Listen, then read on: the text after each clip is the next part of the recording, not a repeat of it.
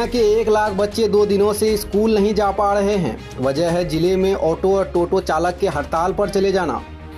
दरअसल बिहार सरकार का फरमान है कि बिहार में स्कूली बच्चों को स्कूल ले जाने में टोटो व ऑटो का उपयोग नहीं किया जाएगा, जिसके बाद से स्कूली बच्चों के ढोने वाले टोटो ऑटो की धरपकड़ शुरू हो गई, जिसके विरोध में ऑटो चालक हड़ताल पर चले गए।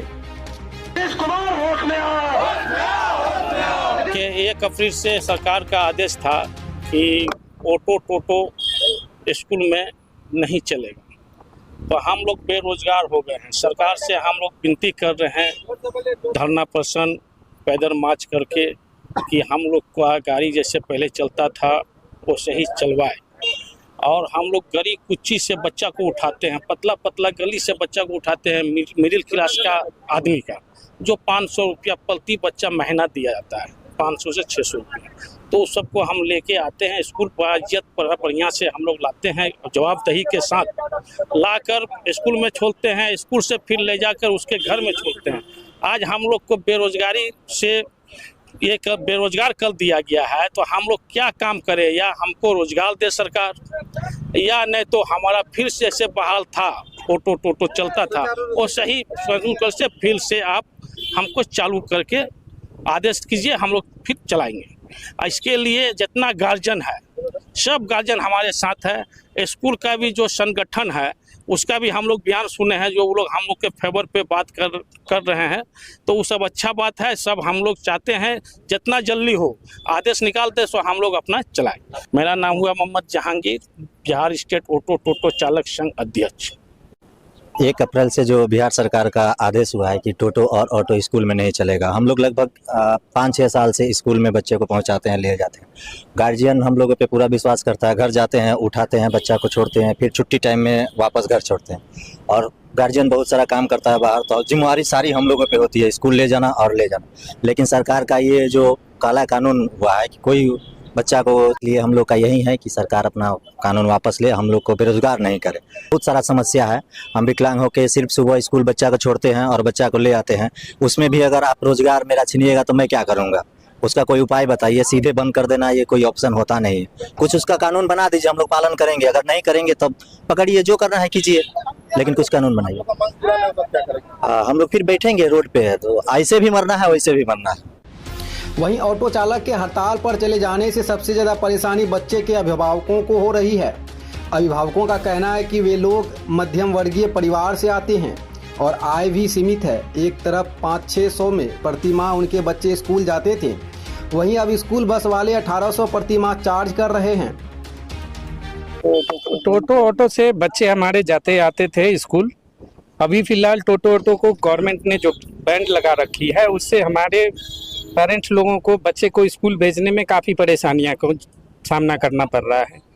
और टोटो ऑटो से बच्चे जाते थे तो हमारा कम राशि से कम में चला जाता था। अभी स्कूल के बस का जो सुविधा था, स्कूल के बस का सुविधा जो अभी लेने के लिए कह रही है सरकार, उसमें काफ़ी दिक्कतें हैं। उसमें पैसे का ज़्यादा चार्ज है। उसके अलावा वो घर तक बच्चे को नहीं पहुंचाती है, वो स्टॉपेज से ही उठाती है। रास्ते में वहाँ से हमारे बच्चे का घर जो है रोड स्टॉपेज से कम 1/2 किलोमीटर 1 किलोमीटर अंदर है। वहाँ तक बच्चे को जाने में स्टॉपेज से, फिर सुबह का समय में आने में, फिर छुट्टी के समय जाने में, बच्चे को घर तक जाने में जो परेशानियाँ रास्ते में होगी, कुत्ते हैं मोहल्ले में या कोई छेड़खानी कर दिया बच्ची के साथ, तो वो सब परेशानियां हम लोगों को झेलना पड़ रहा है।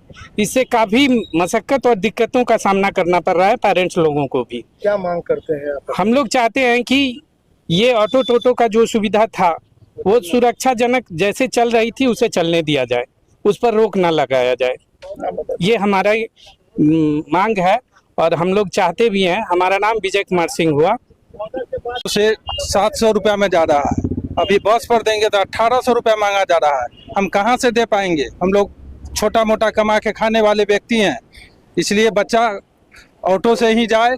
सरकार से हमारा निर्देश है जो अपने नियम को वापस लें और ऑटो टोटो को जाने दे स्कूल। बच्चा ऑटो से जाता था, कितना सहूलियत? ऑटो से जाने पर हमारे बच्चा को सहूलियत, गार्जियन को पैसा कम लगता है, घर तक पहुंचता है, घर से उठा के ले जाता है।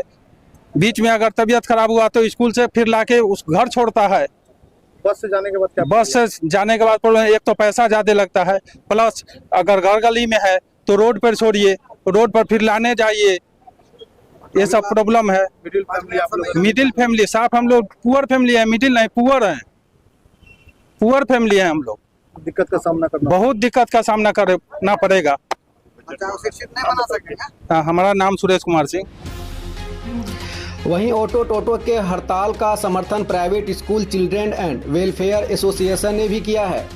प्राइवेट स्कूल संचालकों का कहना है कि स्कूल के पास भी सीमित संसाधन है, उतनी बस स्कूलों के पास भी नहीं है जो इतनी बड़ी संख्या में बच्चों को रोजाना ला सके। वे लोग बच्चों के भविष्य के साथ अभिभावकों के लिए भी चिंतित हैं। अगर पढ़ाई पर बोझ पड़ेगा तो ऐसे में गरीब बच्चे प्राइवेट स्कूलों में नहीं पढ़ पाएंगे। सरकार को बंद करने से अच्छा नियम कानून बनाकर ऑटो और टोटो चालक को परमिट दें। जमा होने का मेन वादा है कि हम गवर्नमेंट से ये बोलना चाह रहे हैं कि इनको बान नहीं करके उसमें एक रीथिंक करिए, एक रिकंसिडरेशन करिए। बच्चा, आप किसी से भी सबसे ज्यादा बच्चा का लाइफ को हम महत्व देता है, क्योंकि हम लोग दिन प्रतिदिन हम बच्चे के साथ रहते हैं। उनका सेफ्टी में हम कोई कॉम्प्रोमाइज के लिए तैयार नहीं है। एसोसिएशन हमेशा गवर्नमेंट के साथ है, लेकिन आप कुछ भी करने से पहले सोचिएगा ना, उसका इम्पैक्ट कहां तक जा सकता है। इसका इम्पैक्ट डायरेक्टली बच्चे के एजुकेशन पर, डायरेक्टली बच्चे या उनका पेरेंट का इकोनॉमी पर इम्पैक्ट करता है। कई लोगों का जॉब खत्म हो जाता है, कई तरह का हमें आप बोलिएगा, इसको यदि बैन करने से एक्सीडेंट बढ़ेगा, कैसे बढ़ेगा? Number of vehicles toto auto market में बढ़ेगा, तो number of auto toto market में जब बढ़ेगा, एक्सीडेंट होने का चांस बढ़ेगा कि घटेगा? सो उन तमाम लोगों को भी हमें ध्यान में रखते हुए ऑटो का कलर लगा दीजिए, लेबल दे दीजिए, और सिटी का अंदर का ट्रैफिक पर थोड़ा कंट्रोल रखिए। बड़े गाड़ी को स्कूल टाइम में अंदर आने मत दीजिएगा।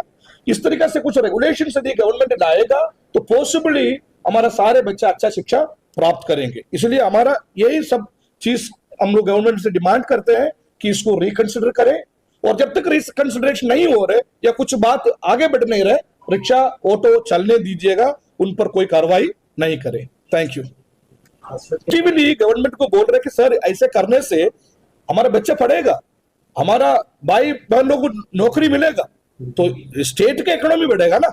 स्टेट के बेनिफिट के लिए हम बात कर रहे हैं। आप मीडिया बंधु से हमारा रिक्वेस्ट है, इसको प्रॉपर तरीके से कन्वे कर लीजिए। स्कूल पे कितना इफेक्ट पड़ेगा? देखिए, स्कूल से ज्यादा इम्पैक्ट पड़ रहा है बच्चा के एजुकेशन पर। मान लीजिए एक स्कूल है, वो स्कूल यदि मान लीजिए गाड़ी निकालेगा तो 1 या 2 बस निकालेंगे, 3 बस निकालेंगे, वो 3 बस में ये पूरा बच्चा आ नहीं पाएगा ना। हजारों ऑटो चल रहा है हमारे सिटी में, तो उन तमाम हजारों बच्चे को कैसे अचानक हम लेके आ पाएंगे स्कूल में? तो स्कूल वाला, इसमें स्कूल में भी बच्चा का आना जाना का प्रॉब्लम होगा। और उन पेरेंट्स के बारे में सोचिए सर, जो 6,000 8,000 जो कमाते हैं, उनकी पढ़ाई के बारे में हम सोचिए। उस बच्चा स्कूल नहीं जा पाएगा, उस बच्चा स्कूल नहीं जा पाएगा तो हमारा बिहार का भविष्य कहां जाएगा? इस पर आप लोग सवाल उठाइए।